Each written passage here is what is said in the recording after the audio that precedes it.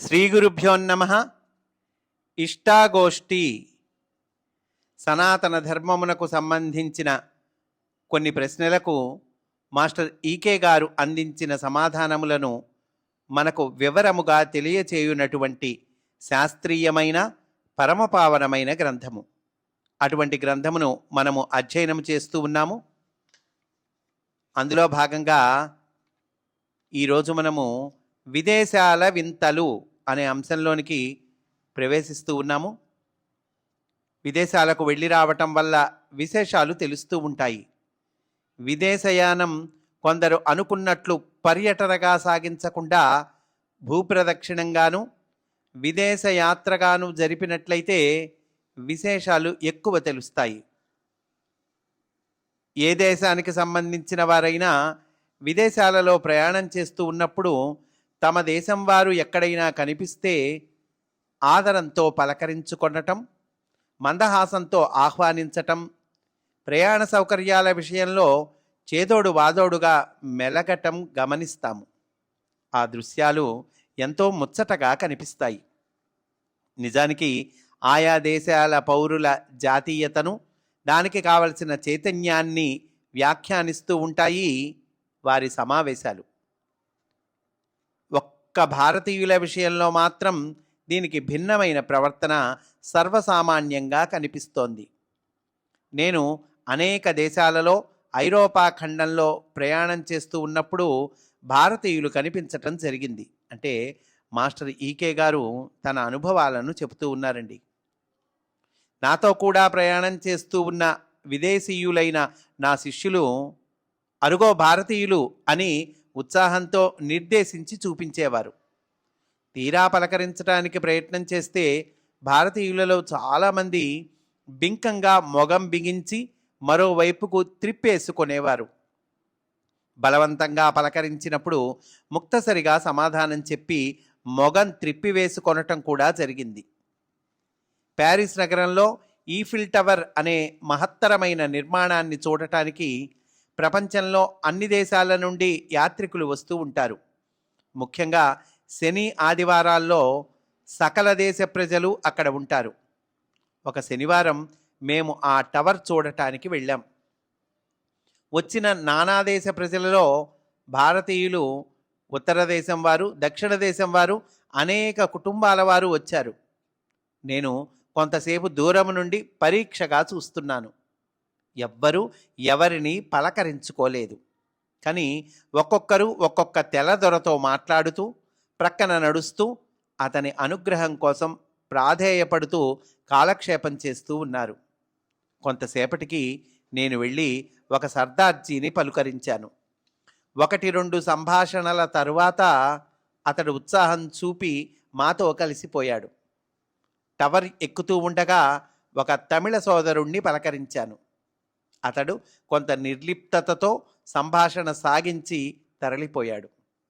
ఇంతలో ఒక ఆంధ్రుల కుటుంబం కనిపించింది. మీది ఏ ఊరు అని ప్రశ్నించాను. చికాగో నుండి వస్తున్నాము, అక్కడే ఉంటున్నాము అన్నారు ఆయన. నేను మళ్ళా ప్రశ్నించాను, మీది ఏ ఊరు అని. ఆయన కొంత ఆలస్యముగా హైదరాబాదు అని జవాబిచ్చారు. ఒక మాట అమెరికాలో బాస్టన్ రాష్ట్రంలో భారతీయ రాయబారిని కలుసుకుంటాన్ని గూర్చి 2 ఆంధ్రులు ఇలా ప్రసంగించుకున్నారు. నా ప్రయాణాన్ని గూర్చి మాట్లాడటానికి రాయబారి కార్యాలయానికి వెళ్ళి రేపు వారితో కొంత మాట్లాడవలసి ఉంది. అంటే 2 ఆంధ్రులు మాట్లాడుకుంటున్నారండి. మొదట ఆయన అన్నాడు, రేపు ఆయన్ని కలుసుకోవాల్సి ఉంది అని అన్నాడు. ఆయన భారతీయులకి ఇంటర్వ్యూ ఇయ్యడు. తాను భారతీయుడే అయినా అమెరికా వాళ్లతో తప్ప మాట్లాడాడు. సుపీరియారిటీ కాంప్లెక్స్ చాలా ఎక్కువ అన్నాడు ఈ రెండో ఆయన. మాస్టర్ అంటున్నారు, దాన్ని సుపీరియారిటీ కాంప్లెక్సు అనరు. భారతీయుడు ఇంకొక భారతీయుడితో మాట్లాడటానికి సిగ్గుపడి తెల్లవారితో మాత్రం మాట్లాడటానికి ముచ్చటపడితే దానిని ఇన్ఫీరియారిటీ కాంప్లెక్సు అంటారు. లండన్ నగరంలో భారతీయులు పెట్టిన హోటల్ ఉన్నది. దాని పేరు అరుణ రెస్టారెంటు. మేము ఆ హోటలులో దిగినప్పుడు యజమాని, కేషియరు, మేము ధరించిన దుస్తులలోని భారతీయ పద్ధతిని వింతగా చూశారు. భోజనానికి వెళ్ళబోతూ ఉన్న సమయంలో యజమాని గారు మా దగ్గరకు వచ్చి రహస్యంగా మర్యాదగా ఇలా అన్నారు: కోటు వేసుకొని వెళ్ళండి, లేకపోతే బాగుండదు. భోజనానికి ఇంగ్లీషు వాళ్ళు కూడా వస్తుంటారు. చూడండి, వాళ్ళ మధ్య మనం కోటు లేకుండా కూర్చుంటే మర్యాదగా ఉండదు అన్నట్ట. ఇంతలో నా శిష్యుడైన తెల్లదొర, అతని పేరు మైకేల్ ల్యాంటిన్, ఈ సంభాషణకు అడ్డు వచ్చి చిరునవ్వుతో ఇలా జవాబిచ్చాడు. అంటే మాస్టారి శిష్యుడు అతనితో ఇట్లా అంటున్నాడండి: వారు ఈ జాతీయ భారతీయ వేషధారణలతోనే అన్ని దేశాలు తిరుగుతూ మా అందరికీ యోగ విద్య బోధిస్తున్నారు. మా తెల్లవాళ్ల హోటళ్లకు వెళ్ళినప్పుడు ఎవరూ ఈ విధంగా భావించలేదు. ఇప్పుడు వారు కోటు వేసుకోకపోతే భోజనశాలలోనికి రానివ్వటానికి అభ్యంతరమైతే చెప్పండి, మేము ఇంకో హోటల్కు వెడతాము. అప్పుడు ఆ హోటల్ యజమాని వినయంగా ఒదుగుతూ అతనితో, అలాంటిదేమీ లేదు, క్షమించండి అన్నాడు. మేము వెళ్ళి భోజనానికి కూర్చున్న తర్వాత ఇద్దరు ఆంగ్ల వనితలు వడ్డన చేయటానికి వచ్చారు. వెంటనే మాతో ఇలా అన్నారు మైకేల్ ల్యాంటిన్, అంటే మాస్టర్ శిష్యుడు ఆ మేనేజర్తో మాట్లాడాడు కదండి, ఆయన ఇట్లా చెప్తున్నట్ట. ఏమని? ఇదిగో ఇద్దరు ఆంగ్ల వనితలు వడ్డన చేయటానికి వచ్చారు. ఇంతకీ ఇక్కడ వడ్డనలో కూడా తెల్లవారు ఉన్నారని ఈ హోటలు యజమాని అభిమానపడ్డట్టున్నాడు. వీళ్ళు తన దగ్గర జీతగాళ్ళు అన్న సంగతి మరచిపోయారు. చుట్టుపక్కల కొందరు భారతీయులు భోజనాలు చేస్తున్నారు. ఎవరు ఎవరిని పలకరించటం లేదు. ఇంతలో ఒక స్ఫురద్రూపి అయిన ఆంగ్లేయ యువకుడు వచ్చి భోజనానికి కూర్చుంటూ చిరునవ్వుతో ప్రతి భారతీయుని పలకరించి, మీరెక్కడి నుంచి వస్తున్నారు? ఇక్కడ ఎన్నాళ్ళుంటారు? లండన్ ప్రజల ప్రవర్తన మీకు నచ్చిందా?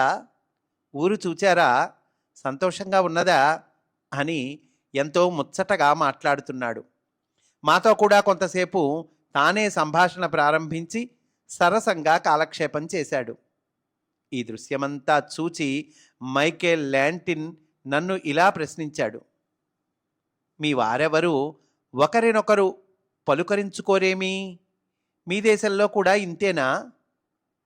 నాకు ఏమి సమాధానం చెప్పాలో బోధపడక మరొక ప్రసంగం చేసి సంభాషణ మార్చాను అనంటూ మనకు తెలియచేశారండి. స్వస్తి. వాసుదేవ.